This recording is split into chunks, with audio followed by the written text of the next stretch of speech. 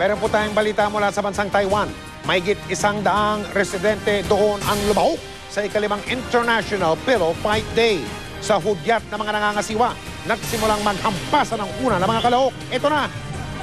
Oy! Kaya naman yung mga laman ng unan, ayan, nagliparan at tapos nagkalat sa sahig. Ayon sa ilang mga lumahok, magandang paraan daw yan pangtanggal ng stress.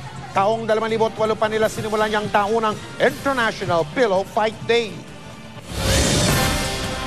Nananatiling #1 TV station ang GMA Network sa buong bansa.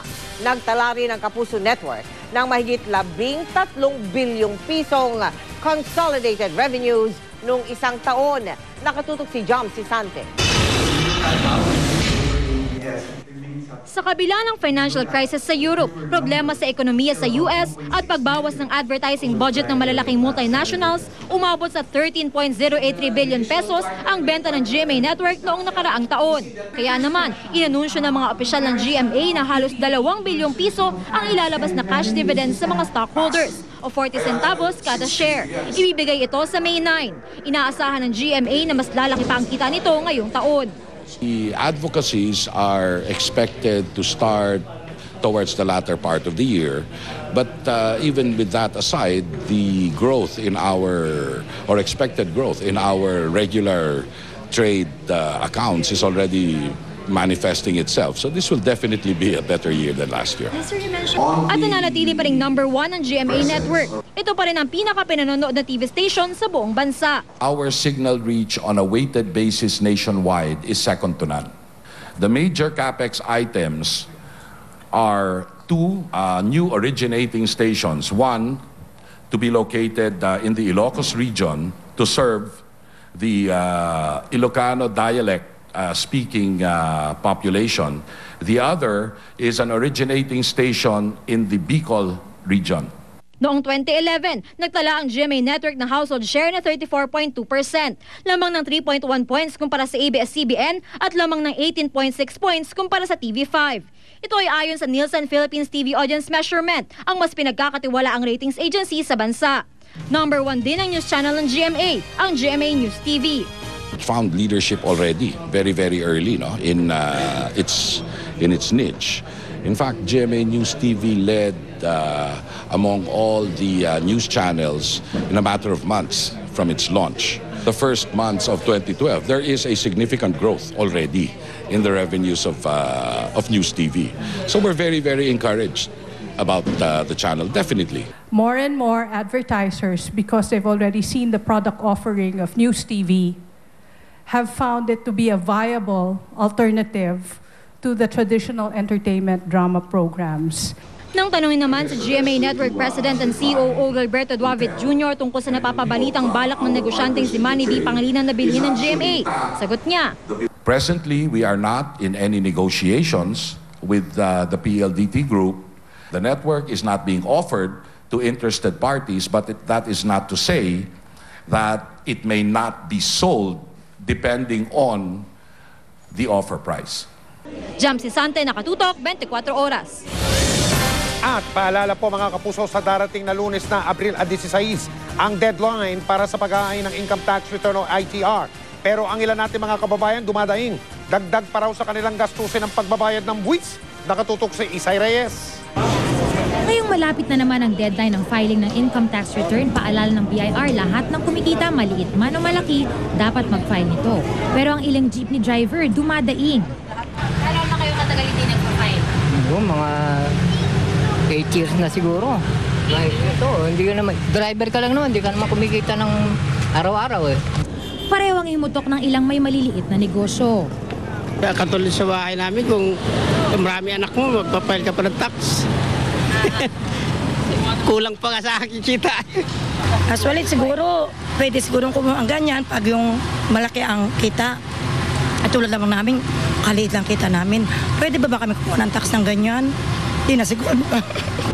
Pero kahit na mahirap, ang iba pinipili pa rin sumunod sa batas. Kung yun po yung karapat-dapat sa ating gobyerno, di susunod po kami sa inyong mga kaalagan doon.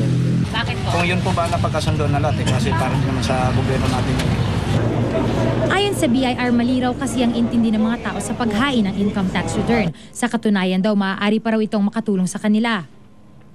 Basta kumikita ka at taxable yun, kailangan mo mag-file. Kung nag-file ka na at nakita mo na base dun sa tax table ng tax return natin at nakita natin na wala ka naman dapat bayaran, mag-file ka lang. Hindi ibig sabihin na maliit na ang kinikita nyo, pinagbabayad pa namin kayo ng tax. Depende yan. Sa mga panahong darating, kailangan din nating magsumite o mag-produce ng ITR sa mga taong o mga institusyon na nagre-require na kailangan nyong magharap ng kopya ng inyong income tax return. Sa ganong sitwasyon, kaso, may magagamit kayo. Mayroong makikitang tax table sa bagong Form 1701 ng BIR para sa ITR. Ito ang magsisilbing guide para malaman kung magkano ang kailangan bayaran. Mayroon ding mga BIR personnel na handang tumulong sa mga nahihirapang mag-compute ng kanilang buwis. Pwede rin i-download ang mga form sa website ng BIR. Ngayong araw, nagsisimula ng dumami ang mga nagpa-file ng income tax sa BIR. Hindi na magkakaroon ng lunch break ang mga taga-BIR para tanggapin ang mga ITR at maging mas mabilis ang pagproseso. Sa April 16 ang huling araw ng tax filing season, pero inaasahan na dadagsa ang maraming tao sa araw na iyon. May multa kasi ang lahat ng late filers, kaya't payo ng BIR para iwas aberya, mas mabuting mag-file na ng maaga. Isay Reyes, Nakatutok, 24 oras.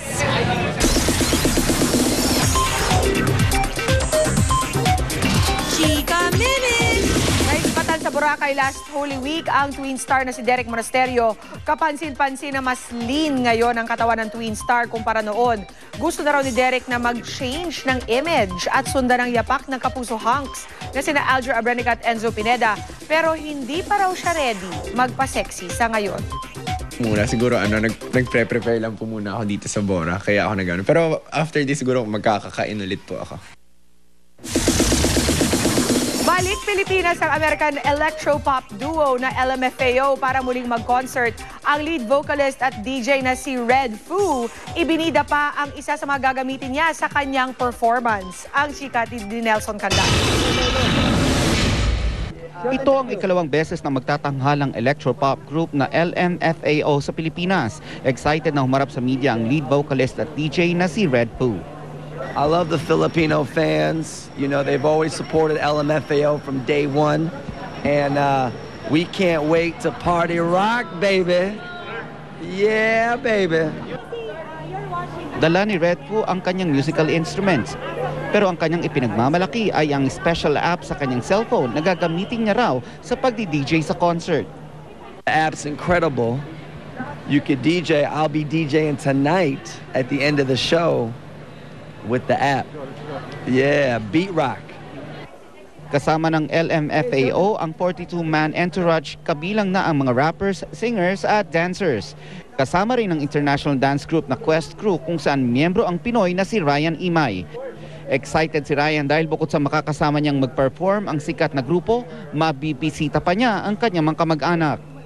I'm going to see a lot of my family here. I have a lot of family in Manila, so they're all going to be coming to the show. Bukas ang concert ng LMFAO sa Big Dome. Sila ang nagpasikat ng mga dance tunes tulad ng Sexy and I Know It at Party Rock Anthem. Nelson Canlas updated sa Showbiz Happenings. At yan ang mga may init kong chika this Tuesday night. Tumutok ulit bukas for the hottest entertainment news.